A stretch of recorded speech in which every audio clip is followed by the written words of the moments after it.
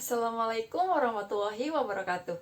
Sebelum kita mulai pembelajaran hari ini, mari kita awali dengan berdoa terlebih dahulu ya. Berdoa menurut agama dan kepercayaan masing-masing. Berdoa dimulai. Selesai. Halo anak-anak, apa kabar? Semoga semuanya dalam keadaan sehat dan semangat. Salam sosiologi, salam solidarity. Mari belajar bersama saya, Ibu Dia Imarihatul Purnamasari, dalam mata pelajaran sosiologi.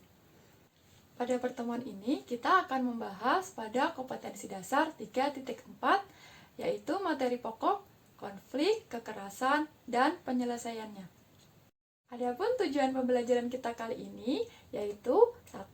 Peserta didik dapat memahami pengertian konflik sosial, dan yang kedua, peserta didik dapat mengidentifikasi faktor-faktor penyebab konflik sosial. Anak-anak, coba kita amati apa yang terjadi pada video ini.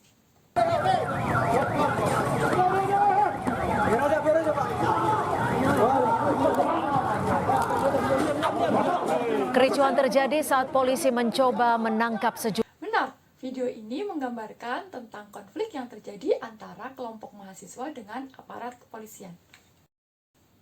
Lalu, apa itu konflik? Dan apa faktor-faktor yang menyebabkan konflik? Sebelum kita melanjutkan materi, silakan kalian siapkan alat tulis. Jika ada yang penting, silakan ditulis ya. Jika kalian ingat, materi konflik ini pernah loh kalian bahas pada kelas 10, tepatnya pada materi interaksi sosial. Adakah yang ingat? Ada dua bentuk interaksi sosial. Yang pertama, interaksi sosial asosiatif dan interaksi sosial disosiatif. Interaksi sosial asosiatif meliputi kerjasama, akulturasi, dan asimilasi. Sedangkan interaksi sosial disosiatif meliputi konflik, persaingan, dan kontravensi. Lalu, apakah kalian masih ingat apa itu konflik sosial? Ya, tepat sekali. Konflik yaitu pertentangan atau perbedaan pendapat, ide, kepaham, kepentingan di antara dua belah pihak atau lebih. Konflik berasal dari bahasa Latin, yaitu configure, yang artinya saling memukul. Sedangkan menurut Kamus Besar Bahasa Indonesia, konflik yaitu percekcokan, perselisihan, atau pertentangan. Contoh, Andi dan Budi konflik karena mereka berdua memiliki pandangan yang berbeda dalam hal memperoleh nilai yang baik. Menurut Budi, berpandangan bahwa untuk mendapatkan nilai yang baik, menyontek adalah hal yang wajar. Sedangkan sebaliknya, menurut si Budi, berpandangan bahwa untuk mendapatkan nilai yang baik, menyontek adalah hal yang tidak boleh dan tidak wajar. Secara sosiologis, konflik diartikan sebagai suatu proses sosial antara dua orang atau lebih, atau juga bisa kelompok yang berusaha menyingkirkan pihak lain dengan cara menghancurkan atau membuat tidak berdaya. Contoh konflik yaitu konflik antar individu, konflik individu dengan kelompok, konflik kelompok dengan kelompok, konflik antar suku, dan juga konflik antar negara. Konflik lahir dari kenyataan karena adanya perbedaan-perbedaan ciri fisik, emosi, kebudayaan, dan juga kebutuhan. Konflik antar individu contohnya adalah konflik antara si Andi dan si Budi. Sedangkan konflik individu dengan kelompok contohnya adalah netizen yang memberikan kritik kepada seorang artis atau majikan dan buruh. Konflik kelompok dan kelompok contohnya adalah tawuran antara SMA A dengan SMA B, atau konflik antara pedagang kaki lima dengan Satpol PP. Untuk konflik suku dan konflik antar bangsa, silakan kalian komen di bawah ya. Jadi, konflik itu lahir karena adanya kenyataan, adanya perbedaan-perbedaan ciri fisik, emosi, kebudayaan, dan kebutuhan. Kepentingan dan pola perilaku antar individu atau kelompok dalam masyarakat. Jadi, intinya konflik muncul karena adanya perbedaan. Pengertian konflik menurut para ahli. Yang pertama, menurut Suryono Sukanto. Suryono Sukanto menyebutkan bahwa konflik adalah suatu proses sosial ketika individu atau sekelompok manusia berusaha memenuhi tujuannya dengan jalan menentang pihak lawan yang disertai ancaman atau kekerasan. Yang kedua, menurut Robert M.Z. Lawang, menyebutkan bahwa konflik adalah perjuangan untuk memperoleh hal-hal yang langka, contohnya nilai dan otoritas.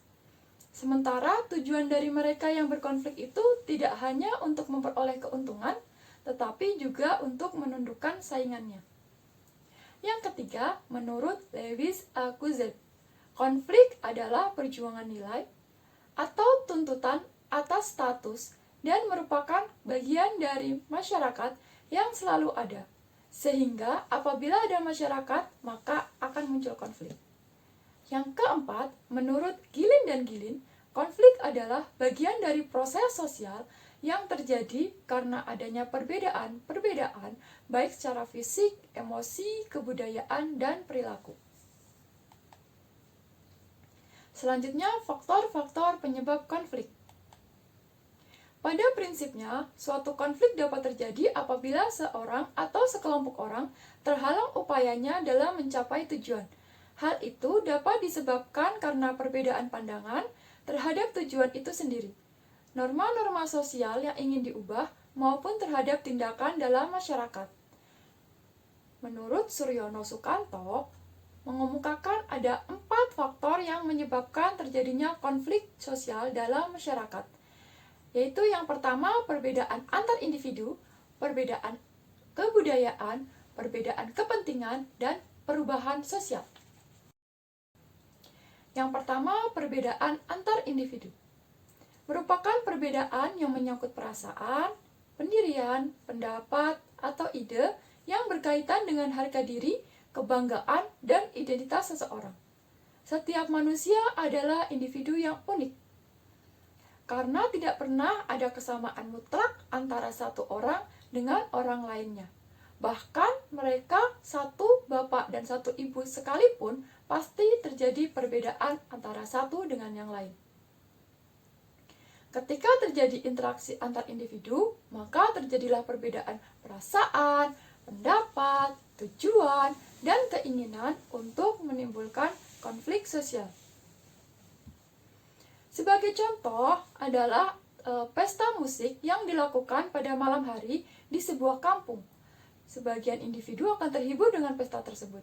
Namun, anggota masyarakat lain yang mungkin memiliki bayi atau hanya punya waktu istirahat pada malam hari bisa saja berpendapat berbeda, sehingga dengan adanya pesta musik, mereka tidak senang karena merasa terganggu. Yang kedua, perbedaan kebudayaan.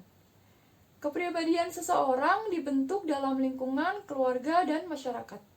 Tidak semua masyarakat memiliki nilai-nilai dan norma-norma sosial yang sama. Apa yang dianggap baik oleh suatu masyarakat belum tentu sama dengan apa yang dianggap baik oleh masyarakat lain.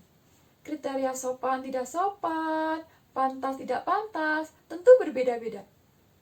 Misalnya, seseorang yang dibesarkan dalam lingkungan keluarga dan masyarakat yang menjunjung tinggi nilai-nilai tradisional bertemu dengan seseorang yang dibesarkan dalam keluarga dan masyarakat yang menjunjung nilai-nilai modern, maka akan terdapat perbedaan-perbedaan nilai yang dianut oleh kedua belah pihak, sehingga hal tersebut dapat menimbulkan konflik.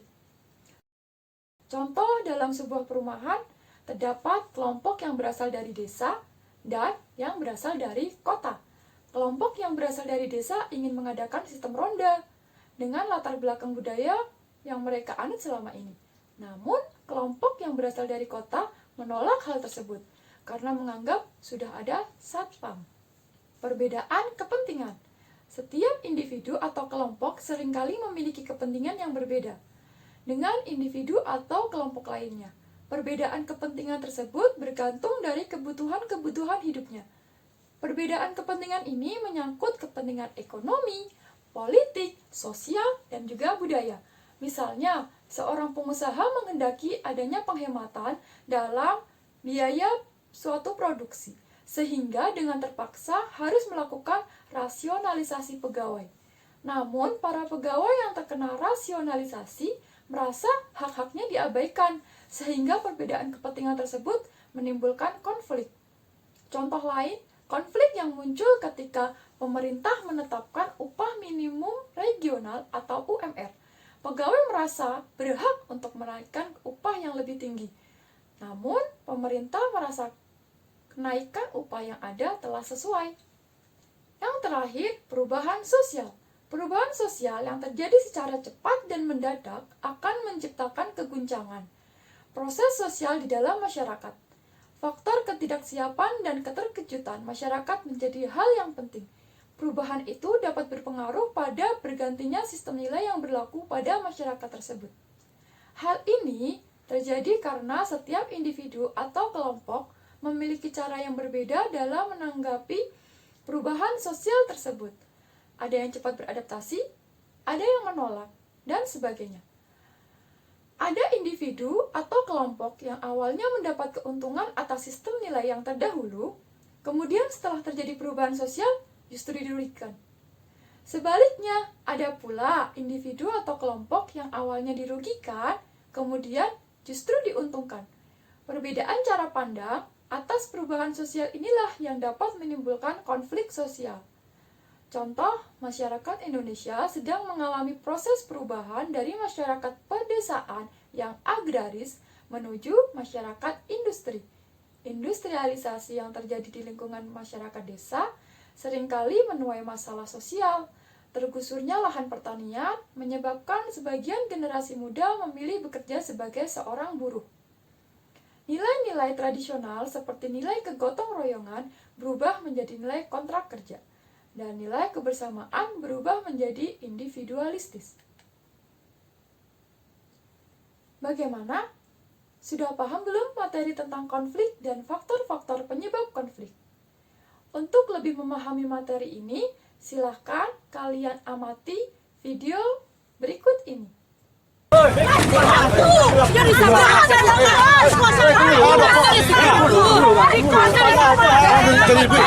Silahkan kalian analisis faktor apa yang menyebabkan konflik yang terjadi pada video ini. Hasil analisis silahkan dikumpulkan dalam bentuk infografis yang dikerjakan dengan menggunakan Canva, dan hasil analisis dikumpulkan secara individu dikirim melalui email saya ya. Anak-anak, demikian pembahasan tentang pengertian konflik dan faktor penyebab konflik sosial. Semoga apa yang kita pelajari pada pertemuan ini dapat bermanfaat, menambah wawasan serta pengetahuan kalian tentang materi konflik sosial ya. Jika ada pertanyaan, silahkan tulis di kolom komentar. Salam sosiologi, salam solidarity. Sampai jumpa pada pertemuan selanjutnya. Bye-bye. Assalamualaikum warahmatullahi wabarakatuh.